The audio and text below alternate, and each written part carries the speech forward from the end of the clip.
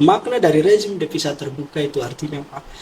Nilai tukar kita itu diukur berdasarkan mata uang asing, bukan berdasarkan kebijakan makroprudensial yang terbentuk antara Bank Indonesia, otoritas moneter, otoritas fiskal, dan otoritas jasa keuangan. Enggak. Itu yang kemudian kita rentan ya. Itu rentan sekali. Kita rentan. Jadi devisa itu bebas keluar masuk.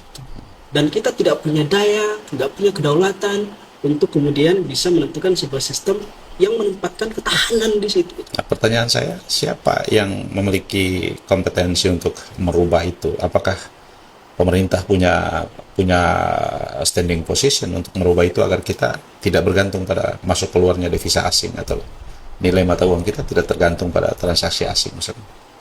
Idenya Bang Faisal apa? Kalau pemerintah secara teknis saya rasa dalam keadaan seperti ini dan kedepannya itu nggak bisa, terkecuali kita merubah sistemnya. Caranya? Merubah sistem dimulai dengan cara merubah regulasi. Makanya kan Undang-Undang 2499 itu sudah dimasukkan ke Mahkamah Konstitusi.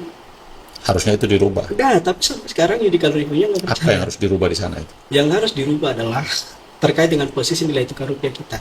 Kita mencontoh Cina. Cina bagaimana caranya dia menerapkan sistem devisa tertutup. Nggak sepenuhnya tertutup, dia melihat bagaimana kebutuhan atas pembiayaan eksternal dan internalnya dia. Jadi ada satu sistem yang disebut sebagai open closed circulate system. Itu menariknya di situ, dan dia menempatkan bank sentralnya dia itu sebagai pemegang kedaulatan utama untuk mengontrol hilirisasi cadangan devisanya. Nah sekarang Dia tidak ingin Cina tidak memberi ruang pada asing untuk mengatur. enggak, sekarang kan kita didikte habis-habisan. Bicara tentang regulasi terbaru, Perpres, bukan Perpres, tapi Peraturan Pemerintah Nomor 8 Tahun 2025 yang praktis berlaku 1 Maret 2025 tentang kewajiban DHE, devisa hasil ekspor Indonesia, yang 100%-nya harus ditempatkan di bank-bank dalam negeri. Karena pemerintah melihat bahwa ternyata devisa hasil ekspor kita 90%-nya ada di Singapura. Ada di luar. Itu 2.473 triliun tuh. Itu yang kemudian hari ini dibuat kebijakan Presiden Prabowo dalam melakukan penertiban ekspor satu pintu itu. Anda melihat itu seperti apa? Itu artinya dari sebelum masuk ke sana itu artinya apa? Kita nggak berdaulat mengatur hilirisasi devisa kita. Kita tidak berdaulat. Itu artinya mereka punya kebebasan untuk menempatkan hasil ekspor dari posisi mereka investasi dalam negeri, mengeruk sumber daya alam dalam negeri. Sebelum itu, ini kita bicara pasca sebelumnya. Ketika diekspor keluar, kita nggak mendapatkan nilai inti manfaat dari hasil ekspor sumber daya alam kita. Yang kita dapat cuma pajak. Ya karena uangnya ditempatkan di luar. Uangnya ditempatkan di luar. Ini apa? Pemerintah nggak punya kedaulatan untuk memastikan selama puluhan tahun masalah struktural itu terjadi. Devisa itu 100%-nya bisa ditempatkan sesuai dengan kebutuhan cadangan devisa dalam negeri. Dan sekarang Prabowo melakukan revisi itu lewat peraturan pemerintah tadi. Tapi saya melihatnya ini administrasi hanya sebatas prosedur. Dia nggak substantif. Kenapa? Karena tidak dibarengi dengan reformasi total terkait dengan sistem ekspor kita, pengawasan kita. Ekosistem ekspornya tidak dibangun ya. Sampai pada posisi pengawasan keuangan. Yang jadi pertanyaannya, apakah regulasi itu memuat terkait dengan bagaimana strategi pemerintah mengatasi transfer pricing? Ya. Manipulasi transaksi keuangan dengan mengandalkan perusahaan afiliasi cangkang di Singapura.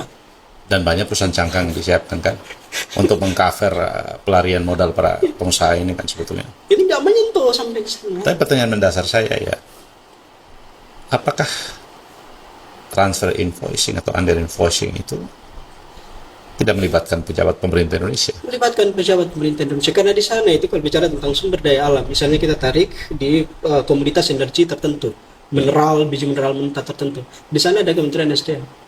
Di sana ada bea cukai. Di sana ada Dirjen Pajak. Di sana ada PPATK. Bagaimana itu sistem yang mereka tata pengawasan terkait dengan transfer keuangan itu? Bagaimana sih sampai bisa memunculkan transfer pricing itu? Saya nggak yakin bahwa eksportir, mafia ekspor itu bermain sendiri, itu nggak bisa. Nah, pertanyaan mendasarnya kalau kemudian kecemasan pemerintah terkait dengan itu, under invoicing, transfer invoicing, kemudian nilainya fantastis ya, mengalahkan nilai APBN kita ya. Kalau kemudian tidak ada sanksi yang tegas dan tidak ada pejabatnya yang ditangkap, dihukum saya tegas-tegasnya, kebijakan ini memberi dampak atau tidak? Enggak. Karena pemerintah hanya sibuk. Ini logikanya itu seperti pemerintah itu hanya sibuk mengatur tentang lalu lintas devisa. Tapi di saat yang sama dia tidak memperketat dengan proses pengawasan transaksi keuangan dan proses penegakan hukum. Ini menjadi percuma. Karena ini bicara tentang tata kelola sistemik. Dalam satu rumah yang di dalamnya itu keropos karena masih dikeroyok oleh korupsi sistemik, perilaku korup. Dan perilaku korup itu nggak lepas dari tangan-tangan pejabat kita. Swasta itu nggak akan mendapatkan tempat, mafia itu nggak akan mendapatkan tempat untuk melakukan praktek rent seeking itu kalau memang nggak dibuka peluang dan nggak dibuka pintu oleh para pejabat itu. Itu masalah Indonesia dari dulu sampai sekarang. Nah, kalau kemudian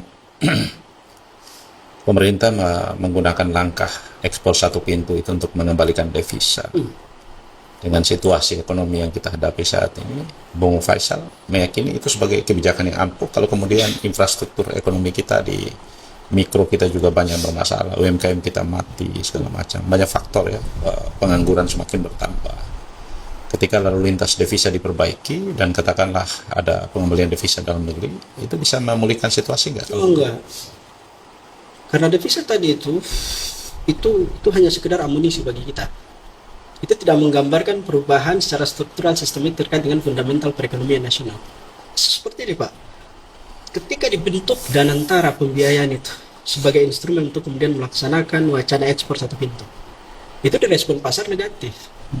Dan itu salah satu penyebab yang memicu money play out, aksi sell off, aksi jual masif besar-besaran investor baik di saham maupun di obligasi. Artinya apa? Pembentukan hal itu direspon negatif oleh investor.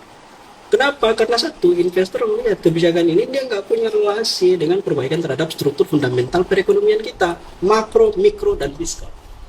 Yang menjadi persoalan inti dari perekonomian kita sekarang adalah terkait dengan neraca transaksi berjalan. Ini nanti saya jelaskan pelan-pelan. Transaksi berjalan itu ada beberapa account transaksi di dalam. Yang pertama dan neraca pendapatan primer. Ini paling pentingnya ini Pak. Neraca pendapatan primer itu bicara tentang transaksi eksternal kita.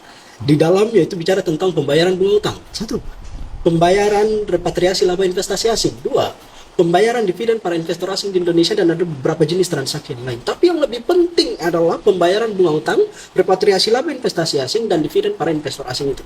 Itu kita selalu minus, selalu defisit. Karena apa? Karena devisa hasil ekspor kita nggak mampu mengimbangi pembiayaan eksternal kita. Artinya apa? Ada kerapuhan pada struktur fundamental perekonomian kita di sisi perdagangan. Pemerintah boleh berbangga diri. Dia menyebut triwulan 1. Ekspor kita surplus tuh 5,5 miliar US dollar. Neraca perdagangan Itu kita yang selalu dibanggakan. dibangga-banggakan dan itu udah berapa? 50 lebih bulan berturut-turut. Okay. Tapi ketika saya bedah struktur ekspor itu ternyata yang surplus hanya kinerja neraca perdagangan barang. Triwulan 1 misalnya 7,96 miliar US dollar. Tapi ketika kita beranjak ke perdagangan jasa, itu minus dia 4,96 miliar US dollar sekian. Nah dari sana saldo tersisa ekspor kita itu hanya 3,4 miliar US dollar. Saya lihat kewajiban pembayaran eksternal pemerintah di neraca pendapatan primer tadi itu minus 7,15 miliar. Artinya apa? Devisa dari posisi hasil ekspor kita tadi 3,4 miliar itu nggak mampu membayar 7,15 miliar, memunculkan saldo negatif 4,01 miliar US dollar. Itulah yang disebut sebagai defisit transaksi berjalan. Ini yang menjadi sumber kekhawatiran para investor itu. Untuk apa mereka bertahan pada saham dan obligasi di tengah situasi fundamental perekonomian nasional yang begitu lemah? Misalnya investor membeli SPN di pasar sekunder, itu kan tercatat sebagai utang yang diambil oleh pemerintah. Sekarang untung yang diberikan kepada investor itu ditanggung oleh APBN berupa bunga yield, itu bunga hasil investasi. Nah sekarang kalau APBN-nya bergantung terhadap utang, sebagaimana yang tercatat tinggi dalam konteks pembayaran bunga utang di neraca pendapatan primer tadi, itu memunculkan kekhawatiran tersendiri bagi investor. Bagaimana kemampuan pemerintah melunasi utang-utangnya mereka? Ketergantungan tinggi terhadap pembiayaan dari utang itu artinya apa? Di sana terdapat prinsip atau kenyataan yang disebut sebagai gali lubang tutup jurang. Untuk membayar imbal hasil investasi investor di pasar obligasi sekunder itu pemerintah bukan memperolehnya dari pendapatan real kita, tapi dari pengambilan utang baru.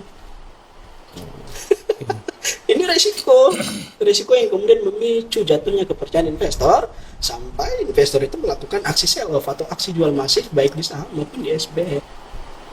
Itu soal itu. Sampai sekarang kan rupiah nggak bisa redam.